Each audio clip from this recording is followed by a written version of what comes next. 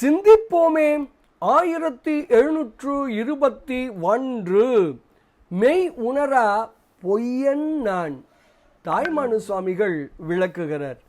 இங்கு உடலை பழித்து உணவும் தராமல் உடலை விட்டுவிட யாராவது விரும்புவார்களோ?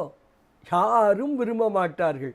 ஆதலால் உண்மை அறியாத பொய்யனாகிய நான் மிக மிக விரைவாக இந்த உடலை விரும்புவேன்.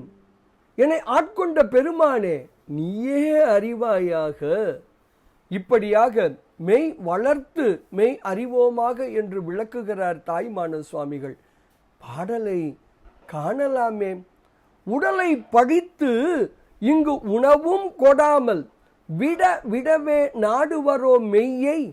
பட என வேண்டுவேன் இந்த உடல் மெய் உணரா பொய்யன் நான். ஆண்ட நீதானே அறி என்று தாய்மானு சுவாமிகள் மிக அழகாக தனது உடல் பொய்யுறவு எனும் பாடல் பகுதியின் 34வது திருப்பாடலில் விளக்குகிறார்.